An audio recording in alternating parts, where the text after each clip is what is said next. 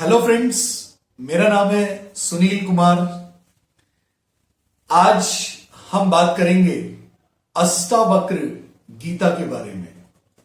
जैसा कि आप लोग जानते हैं, अष्टावक्र गीता एक बहुत ही महान ग्रंथ है। लेकिन इससे पहले कि हम अष्टावक्र गीता के बारे में बात करें, मैं आपको थोड़ा सा बताना चाहूंगा अष्टावक्र ऋषि के बारे में। ये एक बहुत ही पुरानी कहानी है अष्टावक्र ऋषि और राजा जनक के बारे में। कहते हैं कि एक बार राजा जनक ने एक स्वप्न देखा, एक सपना देखा, और उन्होंने सपने में देखा कि वो एक बहुत ही गरीब भिखारी बन गए हैं जो सड़क पर भीख मांग रहा है और कोई उसे भीख भी देने को तैयार नहीं है। तो जब वो छटपटा के सुबह उठे तो उन्हें बड़ी हैरानी हुई कि ऐसा कैसे हो गया। तब इस प्रश्न का उत्तर जानने के लिए कि रात को जो मैंने सपना देखा वो सच था या जो जीवन में जी रहा हूं ये सच है, इन दोनों प्रश्नों में वो ऐसे उलझ गए कि उन्होंने डिसाइड किया कि मैं बहुत विद्वानों की एक सभा बुलाऊंगा जिसमें बड़े बड़े ऋषि, बड़े बड़े विद्वान और ज्ञानी लोग आएंगे और मेरे इस प्रश्न का हल करेंगे ताकि मेरे मन को शांति मिल सके। तब उन्होंने उस सभा को रखा और उस सभा में अष्टावक्र ऋषि के जो पिता थे उनका नाम था काहोड़। तो काहोड़ ऋषि भी आए, उन्होंने भी उसमें भाग लिया। अब वो सभा चल रही थी और जो ऋषि काहोड़ थे उन्हें घर आने में बहुत ज्यादा समय लग गया, वो घर नहीं आए। तब जो अष्टावक्र ऋषि थे, उनकी जो मां थी, उन्होंने अष्टावक्र से कहा कि तुम जाओ और देखकर आओ कि आपके जो पिता हैं वो अभी तक क्यों नहीं आए। वो राजा जनक के यहां पर गए थे सभा में, पर अभी तक वापस नहीं आए हैं। तब अष्टावक्र ऋषि जाते हैं। अब एक बात मैं आपको और बताता हूं फ्रेंड्स, अष्टावक्र ऋषि का नाम अष्टावक्र क्यों पड़ा। अष्टा का मतलब होता है अष्ट, 8, वक्र होता है मुड़ा हुआ। 8 जगह से वो मुड़े हुए थे, उनका जो शरीर था वो 8 जगह से मुड़ा हुआ था, जिस वजह से जब वो चलते थे तो बहुत अजीब ढंग से चलते थे। आम आदमी देखेगा तो उसे शायद हंसी आ जाएगी। तो अष्टावक्र ऋषि वहां सभा में जैसे ही पहुंचे तो उनको चलते हुए देखकर जितने भी वहां पर विद्वान लोग आए हुए थे वो सब जोर जोर से हंसने लगे। जब वो जोर जोर से हंसने लगे तो अष्टावक्र ऋषि उनके ऊपर और भी ज्यादा जोर से हंसे। जब वो और ज्यादा जोर से हंसे तो बाकी सारे लोगों को ऐसा लगा जैसे उन्होंने हमारी बेइज्जती कर दी और उनको अपनी बेइज्जती महसूस हुई। और उन्होंने राजा जनक से कहा कि ये हमारा अपमान है कि हमारे ऊपर कोई इतनी तेजी से हंसता है यहां पर आकर, क्या हमारा अपमान करने के लिए हमें बुलाया गया है। तब राजा जनक ने ऋषि अष्टावक्र से पूछा कि आप इन लोगों पर क्यों हंस रहे हैं। अष्टावक्र ने कहा कि महाराज, ये मैं जानता हूं कि मेरा जो शरीर है वो इस टाइप का है, जब मैं चलता हूं तो किसी को हंसी आ जाती है, पर इन लोगों को हंसी आई तो इनकी हंसी पर और इनकी बुद्धि पर मुझे हंसी आ गई। तो राजा जनक ने कहा कि मैं समझ नहीं पा रहा आप क्या कहना चाहते हैं। उन्होंने कहा, मुझे बताया गया था कि यहां पर बहुत विद्वानों की सभा बैठी हुई है, आत्मज्ञानियों की सभा बैठी हुई है। जब मैं यहां आया तो जिस तरह से लोग हंसे तो मुझे लगा ही नहीं कि यहां पर विद्वानों की सभा बैठी है।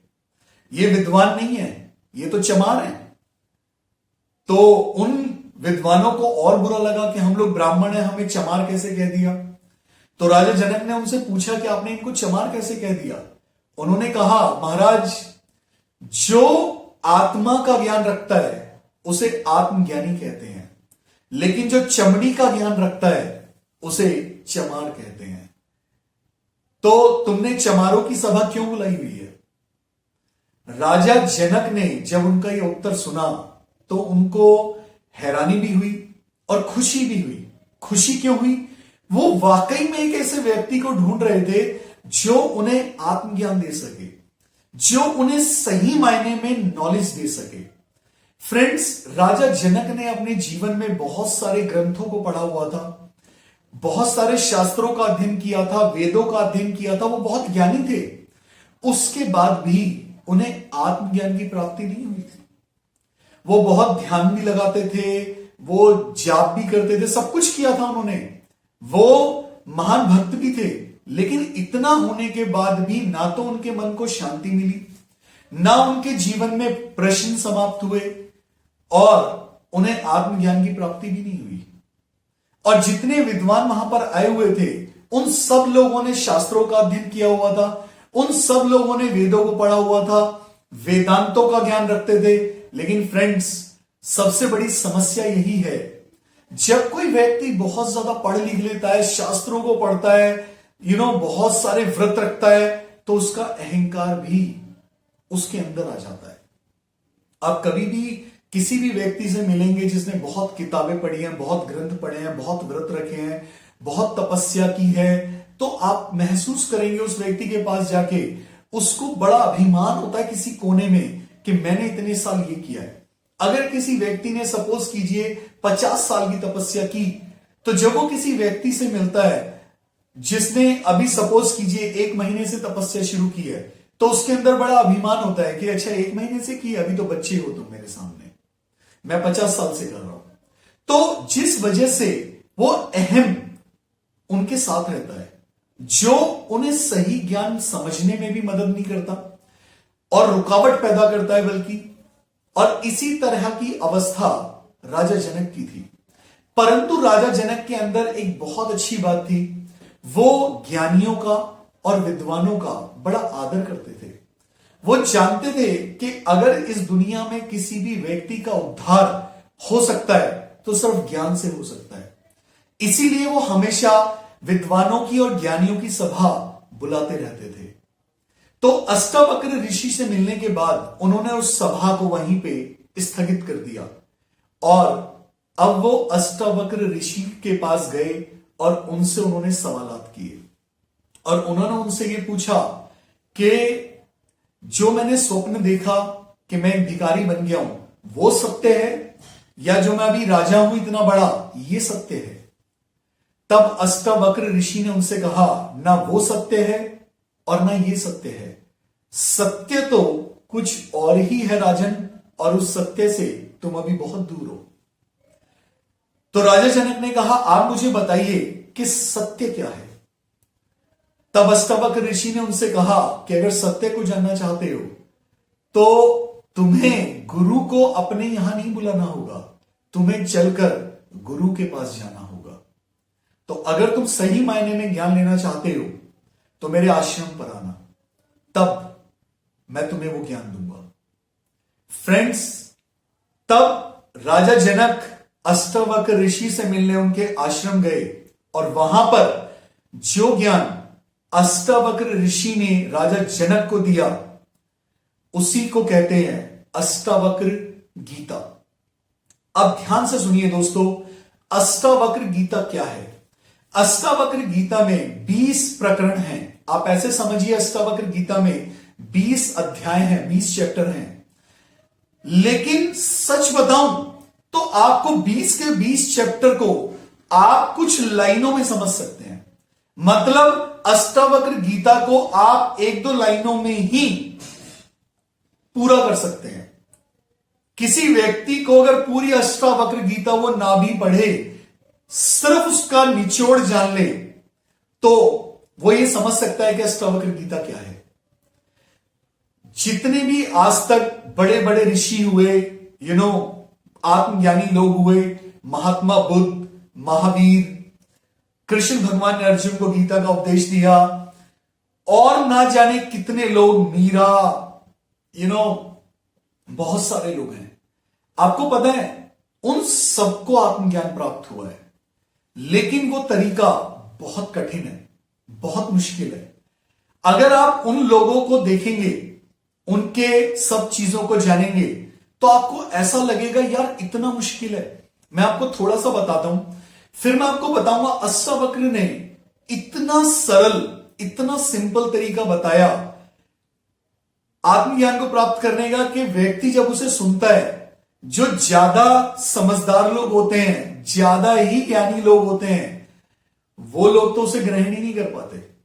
इसलिए नहीं कि वो बहुत मुश्किल है, इसलिए कि वो इतना आसान है, इतना आसान है कि उन्हें लगता है यार इतनी आसानी से कैसे हो सकता है। इंसान की एक बहुत बड़ी समस्या है, वो बहुत सारे दिखावों में, बहुत सारी उलझनों में, बहुत सारे कर्म कांडों में, बहुत सारे ग्रंथों में, बहुत सारे वेदों में फंसा हुआ है, जिस वजह से वेदों का निचोड़, शास्त्रों का निचोड़, शास्त्रों का जूस वो समझ ही नहीं पाता है। हमारे अंदर इतने विकार हैं, काम क्रोध लोभ मोह अहंकार, हम इतनी सारी चीजों में फंसे हुए हैं, हम उसे समझ ही नहीं पाते, और जिस वजह से हमें सहारा लेना पड़ता है इतने सारे ग्रंथों का, वेदों का, ध्यान लगाने का, तपस्या करने का, जाप करने का। फ्रेंड्स मैं सच बता रहा हूं आपको, अष्टावक्र गीता ने इतने सिंपल तरीके से चीजें बताई हैं, अभी आप जानेंगे तो आप हैरान हो जाएंगे और आप कहेंगे सच में यार इतना आसान है, लोग क्यों नहीं समझ पाते? क्योंकि हमारे अंदर इतनी उल्टी गिनती चल चुकी है, हम ऐसे, सच बताऊं तो ऐसे माया जाल में उलझ जाते हैं, पैदा होते ही लोग हमें इतनी सारी चीजों में फंसा देते हैं, धर्मों में, शास्त्रों में, मंदिरों में, मस्जिदों में, चैंटिंग करने में, इतनी सारी चीजें, इतने सारे व्रत, उनके इतने सारे महात्म्य सुनते हैं, हमारा जो दिमाग होता है वो कंफ्यूज हो जाता है। हमें समझ नहीं आता यार इस कंफ्यूजन से कैसे निकले, क्योंकि जितने ऋषियों से मिलते हैं, जितने ज्ञानियों से मिलते हैं, जितने ग्रंथों को पढ़ते हैं, जितने धर्मों के लोगों से मिलते हैं, हर बार एक नया ज्ञान मिलता है, और ऐसा लगता है कि नया ज्ञान अगर मैं लेता हूं तो पुराना वाला क्या बिल्कुल बेकार था? जो लोग पुराने वाले पे चल रहे हैं क्या बेवकूफ है, या जो इस नए वाले पे चल रहे हैं वो लोग बेवकूफ है? दो धर्म आपस में कभी टकराते भी नहीं है, मतलब कुछ कॉमन सा भी नजर नहीं आता। आप एक धर्म को देखते हैं तो आप कुछ भी खा सकते हैं, आप नॉनवेज भी खा सकते हैं, आप कुछ भी कीजिए, कोई परेशानी नहीं है। एक दूसरा धर्म देखिए, उसमें कहते हैं अगर आपने नॉनवेज खाया तो बहुत बड़ी समस्या हो जाएगी। एक धर्म है जिसमें मूर्तियों की पूजा होती है, एक दूसरा धर्म है जिसमें मूर्ति पूजा बिल्कुल निषेध है, मना किया जाता है कि मूर्तियों का पूजन नहीं करना। समझ नहीं आता करना क्या है। एक धर्म में आप जाओगे तो वो ध्यान ही ध्यान सिखाते रहते हैं, और दूसरे धर्म में जाओगे या दूसरे तरीके में जाओगे तो वो लोग कहते हैं ध्यान लगाना ही नहीं है, आप जैसे हम बता रहे हैं आप वैसे कीजिए। तो जो ध्यान लगाने वाले लोग हैं क्या वो बेवकूफ हैं, या जो ये वाले लोग हैं ये गलत हैं? ये सच क्या है, करना क्या होता है? तो फ्रेंड्स, आपसे मैं एक छोटी सी बात मैं आपसे बोलता हूं, आप ध्यान से सोचिए। पहले जितने लोगों के, हम कुछ लोगों के जीवन को अध्ययन करते हैं और उसके बाद अष्टावक्र को समझते हैं तो और आसानी से और बहुत अच्छे से समझ आएगा। आप देखिए, महात्मा बुद्ध, उन्होंने सबसे पहले अपने घर का त्याग कर दिया, घर को छोड़कर गए। 7 साल लगे उन्हें टोटल मिला के आत्मज्ञान प्राप्त करने के लिए, ब्रह्म ज्ञान प्राप्त करने के लिए। 7 साल जिसमें उन्होंने बहुत ध्यान लगाया, जिसमें उन्होंने 1-2 गुरुओं को भी चेंज किया, कई गुरुओं से उन्होंने ज्ञान भी लिया। फिर उसके बाद स्वयं अपनी अनुभूति से भी वो बैठे ध्यान लगाने, बहुत कुछ किया उन्होंने। एक बार अपना खाना पीना सब छोड़ दिया, उसके बाद उन्होंने फिर से खाना खाना शुरू किया। पहले उन्हें लगता था कि मैं खाना खाता हूं वो गलत है, फिर उन्होंने खाना खाना, यहां तक कि पानी का भी त्याग कर दिया। उसके बाद उन्हें एहसास हुआ यार मैं खाना नहीं खा रहा हूं ये गलत है, मुझे खाना खाना चाहिए, तो उन्होंने खाना खाना शुरू कर दिया। फिर उसके बाद उन्होंने ध्यान लगाया। आप अगर उनसे आगे और जाए तो महावीर जी हैं, जैन धर्म के जो संस्थापक हैं, उन्होंने तो कपड़ों का भी त्याग कर दिया कि मैं कपड़ों को भी नहीं पहनूंगा, इतने बड़े वैरागी हुए वो। अब मैं क्या कहना चाहता हूं आप लोगों से, एक तरफ मीरा है जो कृष्ण कृष्ण करती रहती थी और जिसने बाकी सब त्याग दिया, अपने घर बार को त्याग दिया, पति को त्याग दिया, और कृष्ण कृष्ण जपते ही बस उसने अपना जीवन बिता दिया। मैं क्या कहना चाहता हूं दोस्तों, सच क्या है, हम मंदिरों में जाते हैं तो वो लोग बताते हैं कि आप ये पूजा कीजिए, टीका लगाइए, आप ये वाली कंठी धारण कीजिए, माला धारण कीजिए, आप 5 माला कीजिए, 16 माला कीजिए। कहीं पे जाओ तो 5 माला बताते हैं, कोई 16 मालाएं बताता है, कोई 21 मालाएं बताता है। करना क्या है हमें समझ ही नहीं आता है। अब मैं आता हूं अष्टावक्र जी के पास। अब आप ध्यान से समझिए दोस्तों, जब हम इन बड़े बड़े महान लोगों को देखते हैं तो ऐसा लगता है कि यार हमें तो कभी आत्मज्ञान प्राप्त होगा ही नहीं, हमें तो शायद कभी जीवन में शांति मिल ही नहीं सकती। क्यों? हम जब महात्मा बुद्ध जी के जीवन को देखते हैं तो लगता है भाई मैं तो 7 साल ध्यान व्यान लगा नहीं पाऊंगा शायद, और वो उन्होंने तो इतनी कड़ी तपस्या की है, तो ऐसा लगता है मेरे बस की तो नहीं है। महावीर जी के पास जाते हैं, उन्होंने कपड़ों का भी त्याग कर दिया है। जब वो ध्यान पे बैठते थे तो कहीं बिच्छू काट रहे हैं, कहीं कुछ हो रहा है। इतनी कड़ी तपस्या की, हमें लगता है भाई हम तो इनके चरणों की धूल के बराबर भी नहीं है। अब क्या किया जाए? दोस्तों एक बात बताइए, किसी ने कोई भी रास्ता अपनाया, कुछ भी किया जाए, अंत में वो कहां पे पहुंचा? अगर मैं महात्मा बुद्ध की बात करूं, 7 साल बीत गए, उनको आत्मज्ञान प्राप्त हो गया, क्या बदला? क्या उनका शरीर बदल गया? बिल्कुल नहीं, वो वही है। ऐसी क्या चीज उन्हें प्राप्त हुई? ऐसी कौन सी कला, ऐसी क्या खास चीज उनको प्राप्त हुई जिसको हम ये कह सकते हैं कि उन्होंने इस चीज को प्राप्त किया 7 साल के बाद? या महावीर जी को 10 साल लगे आत्मज्ञान प्राप्त करने के लिए, तो 10 साल के बाद उनमें क्या परिवर्तन आया कि हम ये बोलते हैं कि भाई उन्हें ये चीज की प्राप्ति हो गई? क्या मिला उन्हें? फ्रेंड्स, उन्होंने, सब लोगों ने स्वयं को जान लिया। किसको जाना? स्वयं को जान लिया। इतना सब करने के बाद सिर्फ इतनी सी चीज मिली कि वो जान पाए कि मैं एक आत्मा हूं, मैं एक शरीर नहीं हूं। और इसी को बोलते हैं आत्मज्ञान या ब्रह्म ज्ञान। और ये जानने के बाद उन्होंने उसी के अनुसार अपने जीवन को बिताया। उन्होंने ये जाना कि मैं एक आत्मा हूं, और इस भाव को आत्मसात किया और उसके अनुसार अपने जीवन को बिताना शुरू किया। अभी हम लोग अपने जीवन को एक शरीर मान के बिताते हैं, लेकिन हम ये समझ ही नहीं पाते कि मैं एक आत्मा हूं और उसी के अनुसार मेरा जीवन चलता है। अब फ्रेंड्स, अष्टावक्र कहते हैं, अष्टावक्र जी का सिद्धांत बड़ा सिंपल है। वो कहते हैं कि इतना ध्यान लगाने की कोई आवश्यकता नहीं है, इतना जाप करने की कोई आवश्यकता नहीं है, इतना सब कुछ ग्रंथों को पढ़ना, इतनी पूजाएं करना, इतनी अर्चनाएं करना, इसकी कोई आवश्यकता नहीं है जीवन में। आप सिर्फ ज्ञान मात्र से, आप सिर्फ जान लो। अगर आप जान लोगे तो आपको ज्ञान प्राप्त हो जाएगा कि आप कौन हैं। आपको मुक्ति प्राप्त नहीं करनी है, आपको मोक्ष प्राप्त नहीं करना है, आपको शांति प्राप्त नहीं करनी है। आप मुक्त ही हो, आप शांत ही हो।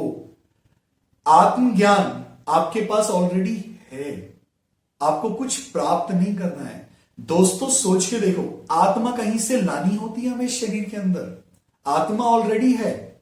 लेकिन ये ज्ञान इतना आसान है जानना कि हम मुक्ति हैं। हमने अपने आप को, स्वयं को बांधा हुआ है। किन चीजों से बांधा हुआ है? मेनली 2 चीजें हैं जो हमें बांधती हैं, जिस वजह से हम बाकी सारी बातों को न समझ पाते हैं, न सुन पाते हैं, ना आत्मसात कर पाते हैं। सिंपल सी चीजें हैं, 2 चीजें। वो क्या है? एक तो मोह। जब हम धरती पे पैदा हुए उसके बाद हम अनेकों लोगों से मिले, हमने पैसे का ज्ञान प्राप्त किया, हमने स्कूल जाना शुरू किया, हमने 10वीं की, 12वीं की, MBA की डिग्री पाई, बहुत कुछ किया। लेकिन ये सब करके हमारा अहम और बढ़ गया। हम सब कुछ जानते हैं, हम उसके बेटे हैं, हम एक टीचर हैं या हम एक मैनेजर हैं, हमारी सारी पहचान है। बस एक पहचान हम अपनी खो चुके हैं कि मैं एक चैतन्य स्वरूप हूं, मैं एक आत्मा हूं। और मेरा मेरा मतलब आत्मा का जो स्वभाव है वो स्वतंत्र है। क्यों? क्योंकि आत्मा परमात्मा का अंश है। परमात्मा माया के अधीन नहीं है, माया परमात्मा के अधीन है। तो आत्मा माया के अधीन नहीं है, माया आत्मा के अधीन है। लेकिन क्योंकि हम ये भूल ही चुके हैं कि हम एक आत्मा हैं, और हमें जब तक हम इस शरीर में रहते हैं, हमें शरीर और आत्मा दोनों का बैलेंस बना के चलना होता है। लेकिन अंदर किसी कोने में हमें ये याद रखना होता है कि ये जो जन्म है प्रारब्धवश चल रहा है। प्रारब्ध का मतलब होता है पिछले जन्मों के बहुत सारे कर्म हैं, उनमें से जो कर्मों का फल इस जन्म के लिए निर्धारित कर दिया गया है कि इस जन्म में इन कर्मों का फल तो आपको भोगना ही पड़ेगा, वो फल सबको भोगने पड़ते हैं। चाहे वो कोई ऋषि हो, चाहे आम इंसान हो, छोटी जाति का हो, बड़ी जाति का हो, जानवर हो, इंसान हो, कोई भी हो, वो इस प्रारब्ध के फलों से बच नहीं सकता। तो आत्मज्ञानी पुरुष ये जान जाता है कि शरीर अपने आप ही चल रहा है, मैं करता नहीं हूं, मैं कुछ नहीं करता, करता मैं नहीं हूं। ठीक है, जो व्यक्ति ये जान जाता है कि मैं करता नहीं हूं, उसका अहम खत्म हो जाता है। और जब तक व्यक्ति को लगता है कि मैं नहीं करूंगा तो कैसे होगा, मेरे करने से ही सब कुछ हो रहा है, तो वो कर्ता बन गया। जब वो कर्ता बन जाता है तो कर्ता का अहम आ जाता है। तो अष्टावक्र ऋषि कहते हैं कि आप कर्ता नहीं हैं, इस भाव को जानकर आप निश्चिंत हो जाइए और शांत हो जाइए। आपको पता चलेगा कि आप एक मुक्त ही हैं। फ्रेंड्स, अगर आपके अंदर से आज मोह समाप्त हो जाए तो बंधन सारे के सारे हैंड टू हैंड एक क्षण में खुल जाएंगे। आपको पता है, जब भगवत गीता में भी अर्जुन ने कृष्ण भगवान से पूछा कि प्रभु ये निष्काम कर्म कैसे करते हैं, बिना इच्छाओं के कर्मों को कैसे किया जाता है, और इसके लिए कितनी आराधना करनी पड़ती है, कितनी तपस्या करनी पड़ती है, उस तपस्या के नियम क्या हैं। तो भगवान कृष्ण मुस्कुराते हैं और वो कहते हैं, अर्जुन, इस कर्म योग का जो साधन है वो एक क्षण में होता है। बस जिस क्षण में आपका मन ये जान जाता है, बदल जाता है, आप जान जाते हो कि आप एक आत्मा हैं, आप एक शरीर नहीं हैं, और आप अपने मन में जितनी इच्छाएं हैं उनको समाप्त कर देते हो। हम लोग फ्रेंड्स इच्छाओं के अधीन हैं। जैसे समुद्र के अंदर लहरें उठती हैं, लेकिन लहरें समुद्र में ही खो जाती हैं। फिर इसी तरह हम लोग होते हैं, हमारे मन में हम लोग एक समुद्र की तरह हैं, और हमारे मन में जब लहरें उठती हैं इच्छाओं की, तो उन्हीं वो जो लहरें हैं उसी मन में विलीन हो जाती हैं, कहीं चली जाती हैं, खत्म हो जाती हैं। लेकिन कई लोग ऐसे होते हैं, उन इच्छाओं को पकड़ लेते हैं और उस इच्छाओं के पीछे भागना शुरू कर देते हैं। उन लोगों को सोया हुआ व्यक्ति कहते हैं। जगा हुआ किसे कहते हैं? जो जान चुका है कि ये लहरें उठती हैं, जो जान चुका है कि मैं चैतन्य स्वरूप हूं, जो जान चुका है कि मैं आत्मा हूं, जो जान चुका है कि मैं स्वतंत्र हूं, जो जान चुका है कि मैं मुक्त ही हूं। अपने आप को मुक्त मानने वाला मुक्त ही है, और अपने आप को बंधा हुआ मानने वाला बंधा हुआ ही है। जो व्यक्ति ये कहता है कि हम इतनी आसानी से थोड़ी ना मोह को छोड़ सकते हैं, हम इतनी आसानी से थोड़ी ना अपने बच्चों, अपनी पत्नी, अपने पति के लिए जो प्रेम है हमारे अंदर, हम उसको इतनी आसानी से थोड़ी ना छोड़ सकते हैं, तो वो सही सोचते हैं। अष्टावक्र ऋषि कहते हैं वो सही इसलिए सोचते हैं कि वो अब बंधे हुए हैं, तो उन्होंने ये मान लिया कि मैं बंध गया इस मोह में, तो वो बंधा हुआ ही है। और जब वो बंधा हुआ है तो वो असल में सोया हुआ है, आत्मिक रूप से सोया हुआ है। और जो आत्मिक रूप से सोया हुआ है उसको सारी अशांति, इस दुनिया के सारे दुख, इन सबको झेलना ही पड़ता है। लेकिन जिस व्यक्ति ने ये जान लिया कि ये तो मेरे मन का खेल था, कि मैंने इसको अपना माना, मैं इसके मोह से जुड़ गया और उस मोह की वजह से मुझे अब इस व्यक्ति की, इस दुनियादारी की, इसके कमाने की, इसके भरण पोषण की, सब चीजों की चिंता होती है जो व्यर्थ है, जिसकी कोई आवश्यकता नहीं है। तो उसने ये जान लिया कि ये मोह में मैंने अपने आप को जकड़ा हुआ था, और जैसे ही मैंने जाना कि मैं मोह में मैंने खुद अपने आप को जकड़ लिया था, वरना मेरे ऊपर तो कोई बंधन है ही नहीं, मैं तो मुक्त हूं। तो अष्टावक्र ऋषि कहते हैं तो वो व्यक्ति मुक्त ही है। उन्होंने कहा कि कुछ भी नहीं है, जितनी चीजें हमें नजर आती हैं वो सारी की सारी असत्य हैं। चाहे आप इस दुनिया में किसी भी चीज को देखिए दोस्तों, वो सारी चीजें असत्य हैं। आपको मैं एक बात बताता हूं कि सत्य क्या होता है, असत्य क्या होता है। असत्य उसे कहते हैं जो आज है, लेकिन आज से एक समय पहले वो नहीं था, और आज से कुछ समय के बाद वो नहीं रहेगा। सिर्फ आज वो हमें नजर आ रहा है, वो चीज हमें दिखाई दे रही है, उसको कहते हैं असत्य। जैसे कि हमारा शरीर आज से, हमारे जन्म से पहले ये नहीं था, और हमारे मरने के बाद ये नहीं रहेगा, तो ये असत्य है। आत्मा क्या है? आत्मा सत्य है। जब ये शरीर नहीं था हमारे जन्म से पहले, तब भी आत्मा थी, और जब ये शरीर नहीं रहेगा हमारे मरने के बाद, तो उसके बाद भी आत्मा रहेगी। इसीलिए आत्मा सत्य है, और जो व्यक्ति आत्मा के सत्य को समझ लेता है उसी को आत्मज्ञानी कहते हैं। और वो ये कहते हैं कि क्योंकि दुनिया में सब कुछ असत्य है, जो इन आंखों से नजर आता है वो सब असत्य है। जैसे आप ऐसे समझिए फ्रेंड्स, हमारी लाइफ ऐसी होती है जैसे सोने के बने हुए गहने।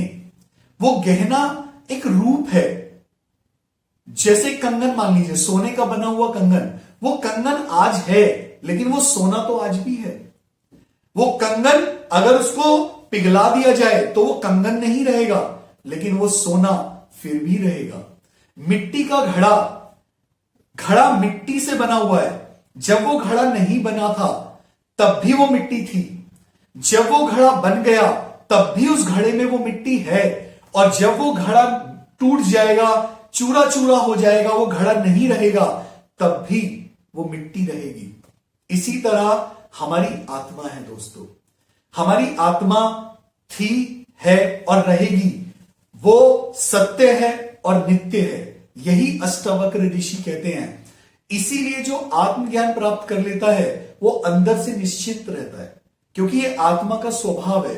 वो शांत रहती है, परमानंद में रहती है। जब मन उसे पहचान लेता है तो वो स्वतंत्र हो जाता है, और जो उसे नहीं पहचान पाता वो इस दुनिया के इस माया जाल में, माया जाल क्या है फ्रेंड्स?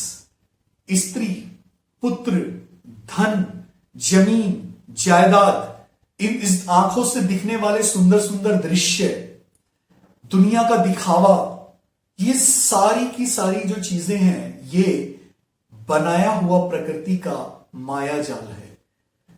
और इंसान इसी माया जाल में फंस जाता है जब उसे आत्मज्ञान नहीं होता।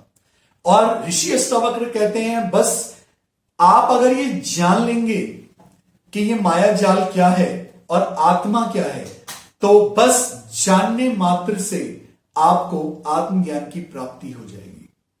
क्योंकि आपको सिर्फ ये जानना ही तो है ज्ञान, आत्मज्ञान। ज्ञान क्या है दोस्तों? ज्ञान तो समझा ही जाता है ना बुद्धि से।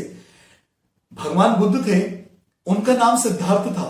उनको बुद्ध क्यों कहते हैं? इसीलिए कहते हैं क्योंकि जब उन्होंने आत्मज्ञान प्राप्त कर लिया तो वो बुद्ध बन गए। बुद्ध मतलब उनकी बुद्धि जाग गई। महात्मा बुद्ध बनने के बाद जब तक धरती पर रहे, उन्होंने सबको सिर्फ दो ही बातें बोली, मैं जाग गया हूं, तुम भी जाग जाओगे, वरना तुम में और मुझ में कोई अंतर नहीं है। यही अष्टावक्र ऋषि कहते हैं। लेकिन अष्टावक्र ऋषि कहते हैं ये सिर्फ इतना जानने के लिए आपको इतना ज्यादा मेहनत करने की कोई आवश्यकता नहीं है, क्योंकि ना आपको आत्मा कहीं से प्राप्त करनी है, आप आत्मा ही हैं, आप चैतन्य स्वरूप हैं, आप मुक्त ही हैं। बस अपने आप को मोह और अहंकार से मुक्त कर दीजिए। जितने भी इच्छाएं आपके अंदर आती हैं उनको आते और जाते हुए देखिए, साक्षी भाव से रहिए, उसको उसके दृष्टा बनिए, उसमें उलझिए मत। आपके मन में आया कि मैं विदेश में घूमना चाहता हूं, आने दीजिए उसे, लेकिन उस इच्छा के पीछे भागना नहीं है। उस इच्छा को दृष्टा भाव से दर्शक की तरह बस देखते रहिए। जैसे आप मूवी देखते हैं, पिक्चर देखते हैं, पिक्चर में सैकड़ों सीन आते हैं, बहुत चीजें आती हैं, रोना धोना भी आता है, हंसना आता है, प्रेम भी आता है, सब कुछ आता है उसमें। और आप 2 घंटे या 3 घंटे के बाद पिक्चर देखकर उठकर वहां से चले जाते हैं और नॉर्मल रहते हैं। उसी तरह आपके अंदर जितने भी भाव उठते हैं, इच्छाएं उठती हैं, संकल्प उठते हैं, विकल्प उठते हैं, आप उन्हें दृष्टा भाव से दर्शक की तरह देखते रहिए।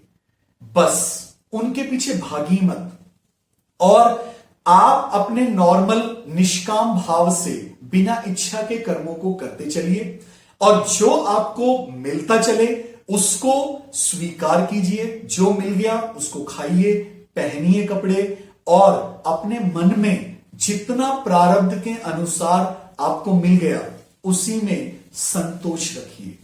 यही अष्टावक्र गीता है आज की डेट में, कलयुग में। दोस्तों यकीन मानिए, इतने सारी विचारधाराएं हैं, इतने सारे धर्म हैं, जितने ऋषि, जितने विद्वान, उतनी ही मान्यताएं हैं, और वो सारी चीजें हमें बड़ा कॉम्प्लिकेटेड कर देती हैं, बड़ा कंफ्यूजन में डाल देती हैं। तो वो कहते हैं इतना सब करने की जरूरत नहीं है। चाहे आप किसी भी धर्म के हैं, कुछ भी हैं, आप सिर्फ ये ज्ञान ले लीजिए कि मैं एक आत्मा हूं, चैतन्य रूप हूं, और मैं सदा से मुक्त था, मुक्त हूं और मुक्त ही रहूंगा। सिर्फ मोह ही मेरा बंधन था। मैंने अपने आप को अहंकार के वशीभूत होके, मोह के वशीभूत होके, लोभ के वशीभूत होके मैंने अपने आप को कर्ता मान लिया। मुझे ऐसा लगने लगा कि मेरे करने से ही सब कुछ हो रहा है, जिस वजह से मैं इन कर्मों के चक्कर में फंस गया, पाप और पुण्य के चक्कर में फंस गया, इतनी अशांति में फंस गया, इतने दुख में फंस गया। और जैसे ही आपको यह पता चला कि ये सब तो मेरे मन का बना हुआ माया जाल था, ये तो मेरे मोह का भ्रम था, ये तो मेरा अहंकार था, मैं तो करता हूं ही नहीं, करने वाला तो कोई और है, और मैं तो निश्चिंत हूं, शांत हूं, मुक्त हूं, मेरे ऊपर तो कोई बंधन है ही नहीं। सिर्फ पैदा होने से मरने तक का एक खेल चल रहा है। इस खेल को खेलने के बाद मेरा समय समाप्त हो जाएगा। इतने जब तक मैं धरती पर हूं, मुझे आज को जीना है। आज जो भी आपके सामने है, जो खाने को मिल रहा है, जो पहनने को मिल रहा है, जैसा समय आपको बिताने को मिल रहा है, वैसा समय आप बिताइए। आपको ना कुछ ग्रहण करना है, ना कुछ त्यागना है। बड़े बड़े लोग कहते हैं कि सब चीजों का त्याग कर दो, कोई जरूरत नहीं है। कुछ भी त्यागने की आवश्यकता नहीं है, कुछ भी ग्रहण करने की आवश्यकता नहीं है, लेकिन मन से सब चीजों का त्याग कर दो, क्योंकि ना आप किसी चीज के हैं, ना कोई चीज आपकी है। ये तेरा और मेरा, हमारे मन में जो ये अहंकार है, इसने तेरा मेरा पैदा कर दिया। तो जो भी आपके पास है उसको आप उसमें संतोष रखिए और उसको आप एंजॉय कीजिए। यही आज को जो व्यक्ति एंजॉय करेगा वो इस जीवन को बहुत खूबसूरत तरीके से जी पाएगा, मन से शांत रह पाएगा, परमानंद में जिएगा, और आज ही उसे इस जीवन का सुख मिलेगा। और उसके मन पे, उसके दिमाग पे जितना भी बोझ है, ये जानते ही कि मैं एक आत्मा हूं, मैं सदा मुक्त था, मुक्त हूं और मुक्ति रहूंगा, ये जानते ही उसका सारा बोझ खत्म हो जाता है। तो यही अष्टावक्र कहते हैं, फ्रेंड्स, जाग जाइए और जगे रहिए। आप स्वतंत्र थे, स्वतंत्र हैं और स्वतंत्र ही रहेंगे। आपके ऊपर कोई बंधन नहीं है। बस इस दुनिया के इस माया जाल से आप निकल आइए, यही आत्मज्ञान है। मोह का त्याग कीजिए, स्वतंत्र रहिए, आप मुक्त थे और मुक्ति रहेंगे। हम ये भूल चुके हैं कि हम लोग कौन हैं। हम एक आत्मा हैं और हमारा जो स्वभाव है वो इस शरीर के स्वभाव से भिन्न है, अलग है। कभी कभी ऐसा होता है ना कि हम लोग जैसे जगह पहुंच जाते हैं। जैसे कि आप ऐसे समझिए, अगर हमें इंसान की जगह हमें किसी जानवर की योनि मिलती, हमें कुत्ते की योनि मिलती, तो हम कुत्तों के बीच रहते और वैसे ही बन जाते, वैसे ही भौंकने लगते, वैसे ही सब कुछ करते। यहां तक कि इंसानों में भी बहुत भेद होता है। आप देखिए, अगर एक व्यक्ति किसी मॉडर्न घर में पैदा होता है, मुसलमानों के यहां पैदा होता है, तो वो क्या होता है, वो कुरान पढ़ना शुरू कर देगा, वो नमाज पढ़ेगा, उसी तरह के कपड़े पहनेगा, उसी तरह के सब कुछ वैसा हो जाएगा उसका। और वो 2 साल, 4 साल, 5 साल, 10 साल, 15 साल, 20 साल का जब होगा, वो पूर्ण रूप से ऐसे मानने लगेगा कि मैं एक मुसलमान हूं।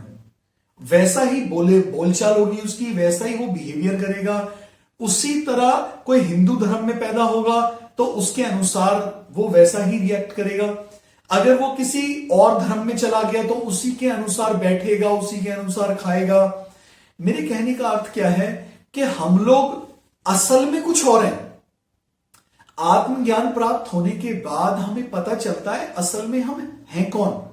लेकिन जब हमें आत्मज्ञान प्राप्त नहीं हुआ होता तो यह समझ के चलिए कि हम सोए हुए होते हैं। हम असल में जो हैं वो हम भूल जाते हैं और हम कुछ और बन जाते हैं। आपको मैं एक छोटी सी कहानी बताता हूं दोस्तों, ये आपकी बहुत मदद करेगी इस चीज को जानने में। एक बार क्या होता है, एक बाज होता है। बाज के 3 अंडे होते हैं। वो बाज अपने तीनों अंडों को लेकर आसमान के रास्ते से उड़कर अपने किसी दूसरी जगह पर जा रहा होता है। अचानक रास्ते में एक अंडा उसमें से छूट जाता है और वो जंगल में किसी जगह पर जाकर गिर जाता है। लेकिन वो जहां पर जाकर गिरता है वो जगह ऐसी होती है जहां पर मुर्गियां रहती हैं, बहुत सारी मुर्गियां, और वहां मुर्गी ने भी अंडे दिए होते हैं और उन्हीं अंडों के पास में वो अंडा भी जाकर गिर जाता है। और चांस की बात यह होती है कि वो अंडा फूटता नहीं है, वो अंडा भी उसी में शामिल हो जाता है। अब जो बाज होता है वो जब अपने घर पहुंचता है तो वो देखता है कि यार 3 अंडे थे जिसमें से सिर्फ 2 रह गए हैं। वो तीसरे अंडे को ढूंढने के लिए बहुत जगह पे चक्कर मारता है पर उसे वो अंडा नहीं मिलता, तो वो वापस आ जाता है। अब वो उन दोनों अंडों को संभालता है और जो वो तीसरा वाला है वो वहां मुर्गियों के बीच में गिरा हुआ होता है और वहीं पर वो फूट जाता है। जब वो फूटता है उसमें से छोटा सा बाज का बच्चा निकलता है और जो मुर्गी के दूसरे अंडे होते हैं वो भी फूट जाते हैं और उसमें से भी चूजे निकलते हैं। अब वो जो बाज का बच्चा होता है वो उन चूजों के साथ खेलता है, कूदता है, अपना पूरा जो बचपन है वो उन मुर्गी के बच्चों के साथ बिताता है। मुर्गी के बच्चों के साथ खेलते कूदते दाना खाते उसे काफी समय गुजर जाता है। अब वो जवान हो जाता है, बड़ा हो जाता है। जब वो बड़ा होता है और मुर्गी के बच्चे भी बड़े हो जाते हैं, जो चूजे थे अब वो मुर्गी बन गए और जो बाज का बच्चा था वो बाज बन गया। लेकिन जो वो बाज है, क्योंकि वो शुरू से उन्हीं लोगों के बीच में रहा होता है तो उसे ऐसा लगने लगता है कि मैं भी मुर्गी हूं।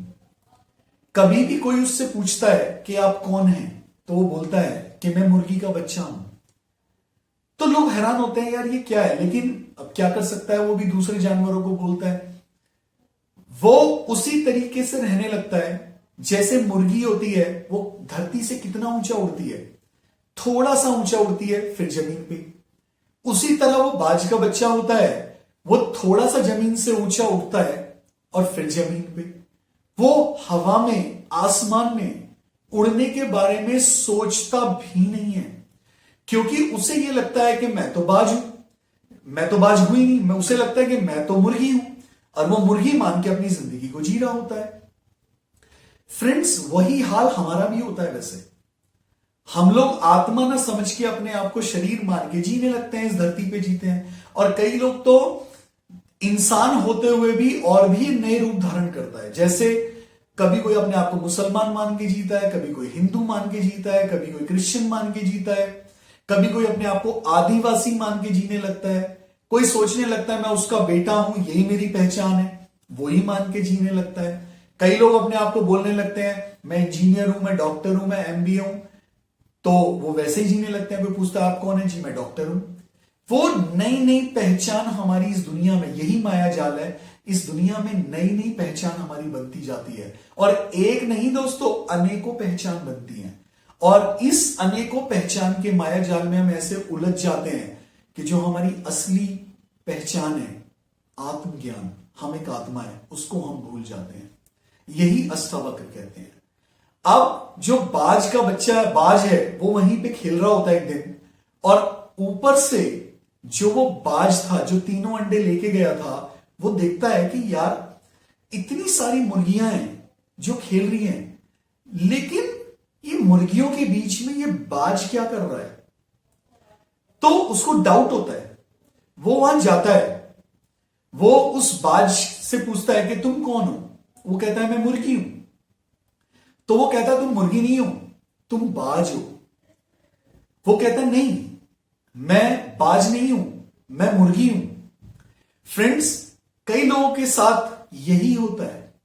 वो लोग, आप उन्हें बताओगे ना बड़े सिंपल शब्दों में कि आप आत्मा हैं, आप स्वतंत्र हैं, आपके ऊपर कोई बोझ नहीं है, आपने अपने आप को मुर्गियों के बीच में रखकर, आपने अपने आप को दूसरे लोगों के बीच में रखकर मोह में फंस गए हो आप, और आप अपने आप को कुछ और ही मानने लगे हो, तो वो मानता ही नहीं है। कई बार कई लोगों के साथ ये होता है।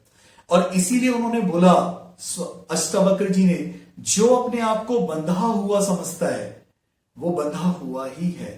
क्योंकि ज्ञान मिलने के बाद भी, बताने के बाद भी, अगर वो ये नहीं समझ पा रहा कि असल में वो कौन है, अब उसे प्रॉब्लम है, उसे मेहनत करनी पड़ती है। तब उसे ध्यान, भक्ति और ऐसी जाप, जप, तप और ऐसी बहुत चीजों की जरूरत पड़ती है।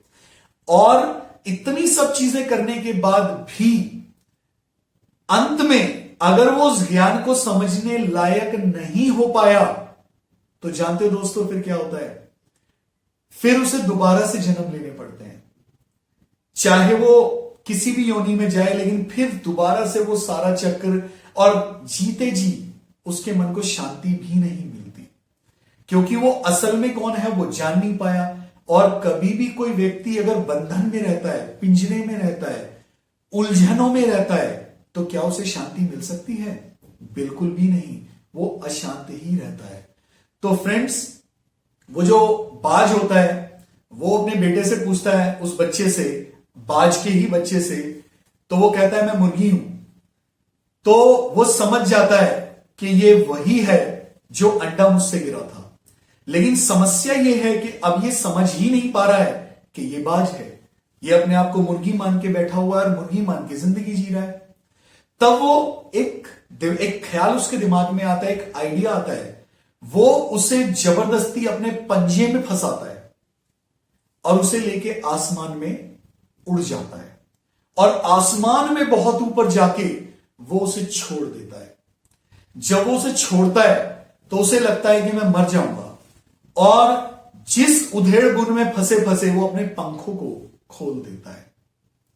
फ्रेंड्स, जैसे ही वो अपने पंख खोलता है तो वो महसूस करता है कि मैं तो उड़ सकता हूं, और वो उड़ने लगता है। फ्रेंड्स, ये भी ध्यान रखो, ऐसा ही होता है कई लोगों के साथ। भक्ति करते करते, ध्यान लगाते लगाते, जाप करते करते, कई बार ऐसा होता है, शास्त्रों का अध्ययन करते करते कुछ भी, और उसे कई बार वो ज्ञान प्राप्त होता है, और वो अवस्था आती है उसकी, वो फड़फड़ाता है, लेकिन उसे वो ज्ञान समझ आ जाता है। समझना तो उसे ये ज्ञान ही पड़ेगा। जो इस ज्ञान को नहीं समझ पाएगा उसे आत्मज्ञान नहीं मिल सकता। लेकिन वो अलग बात है कि वो कई बार बहुत सारे रास्तों से होकर गुजरता है, तब जाके उसको समझ पाता है। तो वो अपने पंख खोलता है और उड़ने लगता है, और तब वो ये बात बोलता है कि तुमने सही कहा, मैं मुर्गी नहीं हूं, मैं चूजा नहीं हूं, मैं बाज हूं, मैं आसमान में उड़ सकता हूं। इसी तरह हर व्यक्ति होता है, वो असल में आत्मा है, आसमान में उड़ सकता है, लेकिन इन चूजों के बीच में रहकर वो अपने आप को चूजा समझने लगता है, मुर्गी समझने लगता है।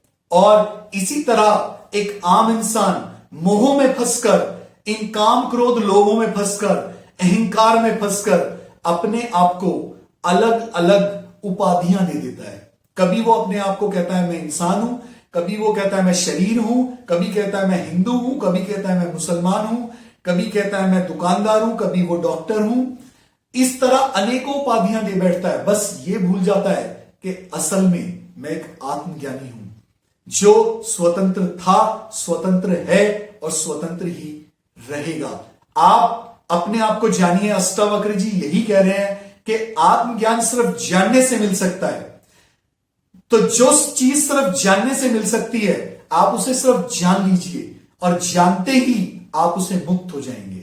जैसे ही उस बाज के बच्चे को यह पता चला और उसने ये मान लिया कि मैं मुर्गी नहीं, मैं बाज हूं, एकदम से वो मुक्त हो गया, हवा में उड़ पाया। इसी तरह दोस्तों, जो व्यक्ति अपने आप को जान जाता है कि मैं एक आत्मा हूं, मैं चैतन्य हूं, मैं मुक्त हूं, मैं स्वतंत्र हूं, मेरे ऊपर कोई बंधन नहीं है और मैं गलती से इन चूजों के बीच में फंस गया था, इस माया जाल में फंस गया, इस मोह के चक्कर में फंस गया, इस स्त्री पुत्र घर जमीन जायदाद इन सब चक्रों में फंस गया, तब वो इन सब से मुक्त हो जाता है। और जैसे ही वो मुक्त होता है, उसे मुक्ति का पूरा आनंद मिलता है, वो बिल्कुल शांत हो जाता है, आनंद से जीता है, हर पल को जीता है, क्योंकि उसके सर पे कोई बोझ नहीं होता और वो स्वतंत्र होता है। यही अष्टावक्र कहते हैं कि आप मुक्त हैं, मुक्त थे, मुक्त हैं और मुक्त ही रहेंगे। Thank you very much.